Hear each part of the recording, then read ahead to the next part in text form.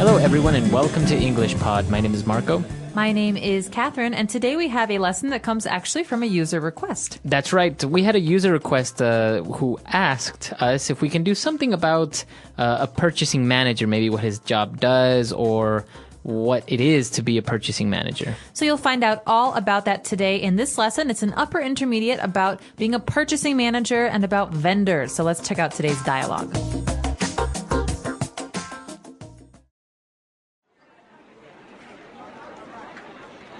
Good morning, Angela. How have you been lately? Morning, Michael. I've been very busy lately. One of our other vendors is going out of business, and I've been searching for a suitable replacement. Well, rest assured that you can count on us to be here for the long run. Please sit down. Coffee? No, thanks. I've been trying to cut down on the caffeine. I could never do that. I'd be a zombie if I didn't have my morning coffee fix. Let's get down to business then. Yes, I've come to talk with you about ordering the 8-megapixel cameras for our new Mi phone. The demand for phone cameras is growing, and Pear has been falling behind in the market. That's great. I'm glad to hear that Pear has finally jumped on the bandwagon. Right now our contract is for the 5-megapixel cameras. Is Pear still interested in having those? No, we're changing all the cameras to 8 megapixels. We were hoping that by making your company our sole supplier for cameras, we could negotiate a better deal. Surely. Let's get started by drafting a new contract.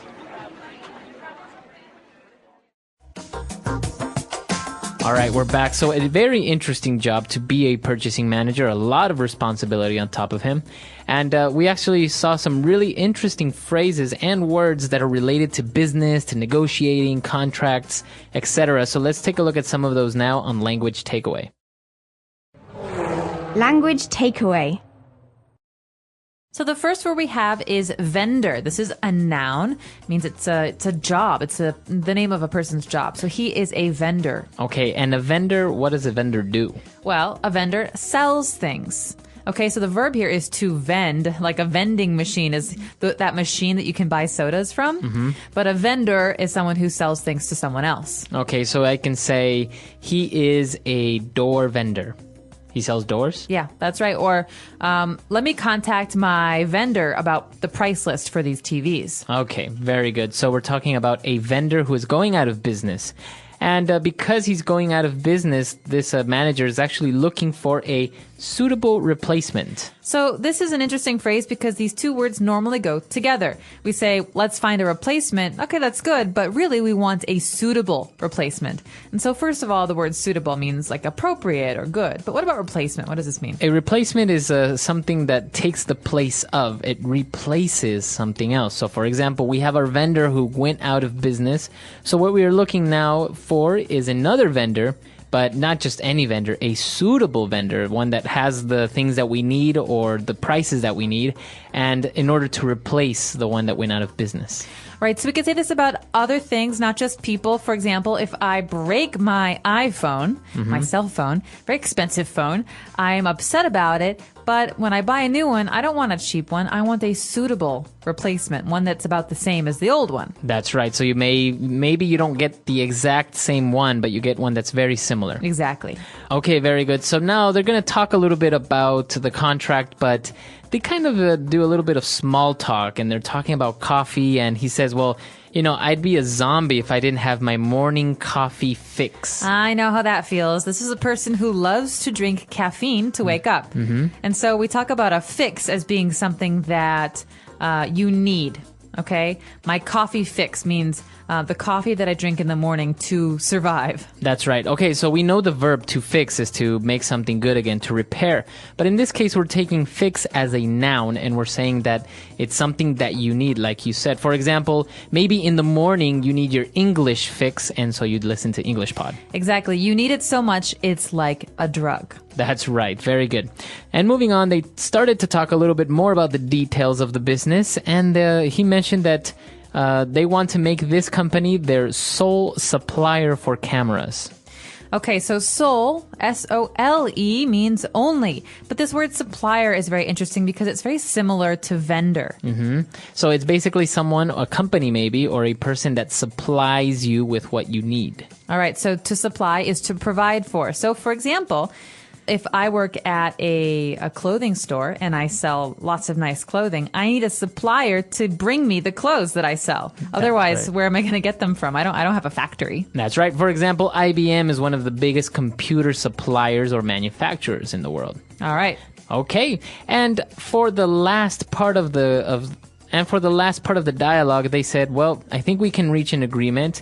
Let's get started by drafting a new contract. They're going to draft a contract. All right, so this is interesting because we don't use the verb to write a contract. Now you would think, well, of course you write it, but there's a special verb that we use with the word contract. So just remember this phrase together, to draft a contract, or my company will draft a contract and send it to you. This means to prepare a contract in order for someone to sign it. That's right. So it's basically the same as write, but it's usually used more with contracts, to draft a contract. Exactly. Or maybe you can say to draft up a business plan. Exactly. So to draft a plan, to draft a contract, this is basically to write something that has many different points, many different strategies. Okay, very good. So 5 key words for you there. Now let's move on to some key phrases on Fluency Builder.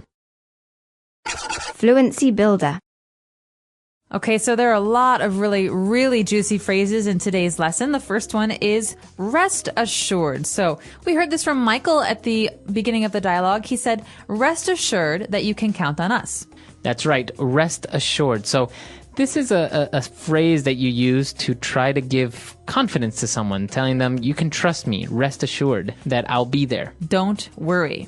Don't worry. So let's hear another example of it. Rest assured, Marco, I will be there to support you. Okay, so I know that you will be there, or I can trust that you'll be there. Okay. Very good. So to rest assured. Now, the second part of it is in that same sentence, well, rest assured that you can count on us.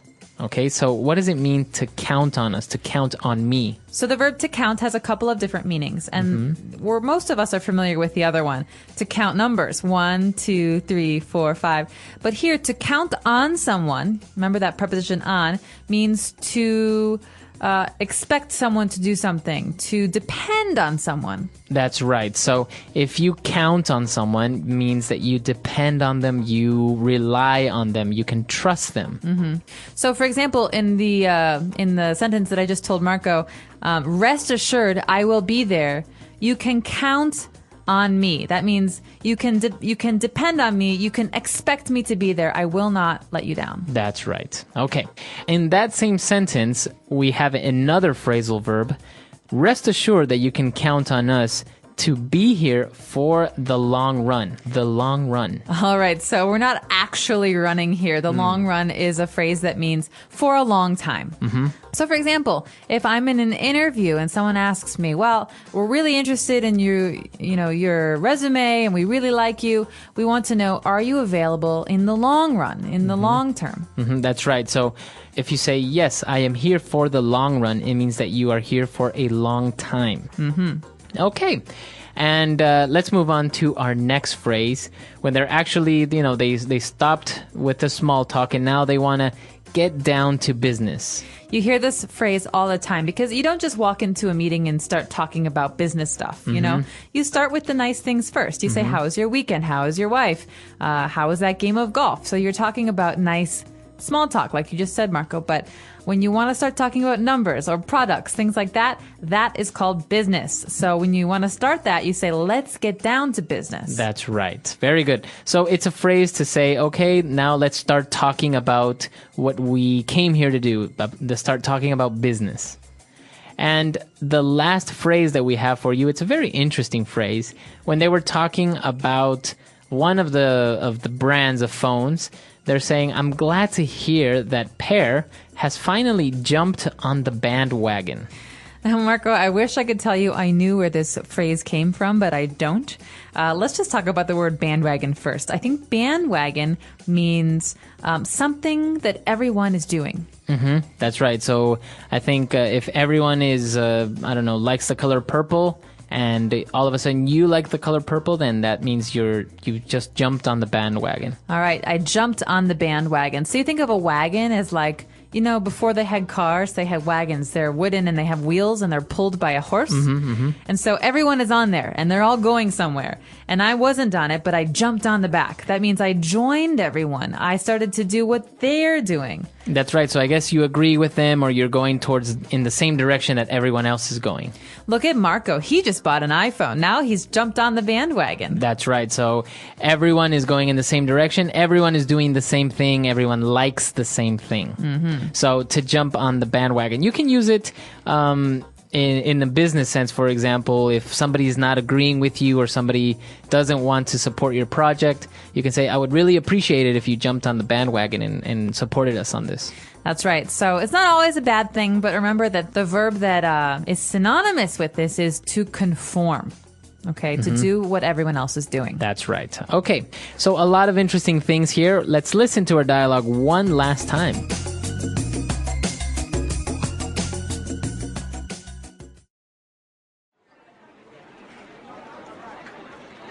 Good morning, Angela. How have you been lately? Morning, Michael. I've been very busy lately. One of our other vendors is going out of business, and I've been searching for a suitable replacement. Well, rest assured that you can count on us to be here for the long run. Please sit down. Coffee? No, thanks. I've been trying to cut down on the caffeine. I could never do that. I'd be a zombie if I didn't have my morning coffee fix. Let's get down to business then. Yes, I've come to talk with you about ordering the 8-megapixel cameras for our new Mi phone. The demand for phone cameras is growing, and Pear has been falling behind in the market. That's great. I'm glad to hear that Pear has finally jumped on the bandwagon. Right now our contract is for the 5-megapixel cameras. Is Pear still interested in having those? No, we're changing all the cameras to 8 megapixels. We were hoping that by making your company our sole supplier for cameras, we could negotiate a better deal. Surely. Let's get started by drafting a new contract. So talking about purchasing, it's actually a very interesting position. I think many or almost all companies, big companies, have this position where not only do they have to, maybe if they're in retailing, they have to purchase the goods that they will sell, but also in offices, for example, who buys the paper, the printers, the copiers, everything for the office. That's right. And this is a very important position, as you say, because this person can save a company a lot of money if the person knows the right vendors. That's right. If the only vendors you know are selling things at very high prices, then that's not very good for you or for your business. But if you know all the inside secrets, you know all the good vendors, then maybe you're going to be able to save a lot of money. That's right. So I think this position is also a lot broader than just this. So maybe someone can also help us out on the website, englishpod.com. You can explain, maybe if you're a purchasing manager, you can tell us what your job entails, or if you know a purchasing manager, what does that person do? That's right. We're very curious to know, and we hope that you'll be able to use some of these new words and phrases. If you want to practice, check us out, englishpod.com. All right. We'll see you guys there. Bye. Bye.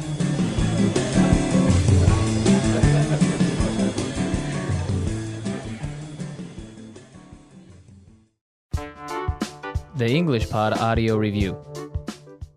Listen to the meaning, then say the vocabulary word. Having the right qualities. Suitable. To be sure. Certain. Assured. Phrase used to express a long period of time. Long run. A formal written agreement between two or more people. Contract. To reach an agreement on money, terms, etc. Negotiate. Unique. One and only. Sole. Person or company who sells you goods. Supplier. A long period of time. The long run. Let's try that faster.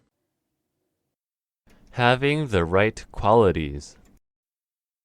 Suitable. To reach an agreement on money, terms, etc. Negotiate. Phrase used to express a long period of time. Long run.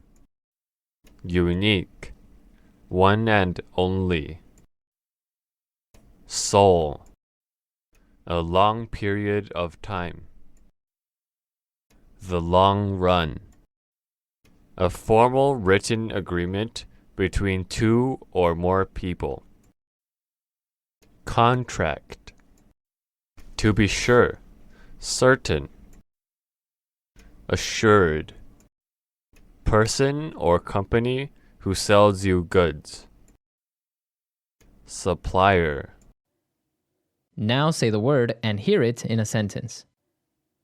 Suitable. Suitable. Suitable. Long run. Long run. Long run.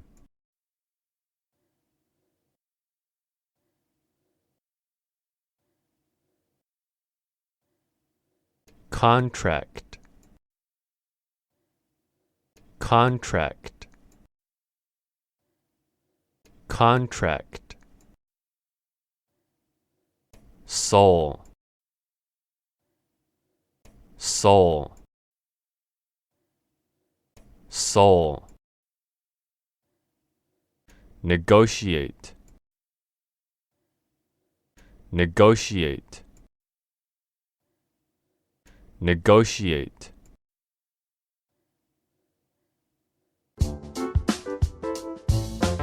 Let's see how well you remember today's words. If someone says your company will be their sole supplier, does that mean you'll share the job with others or be the only one providing the product? When you draft a contract, are you signing it right away or preparing the first written version to review and negotiate? And if a company jumps on the bandwagon, does that mean they're resisting a new trend or finally joining it because others are doing it too? Think you've got the answers?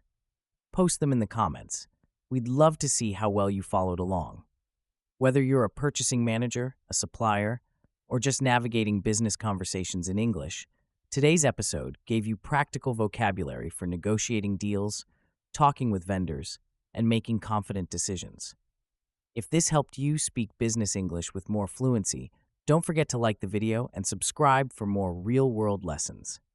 Stay tuned, and we'll see you in the next one.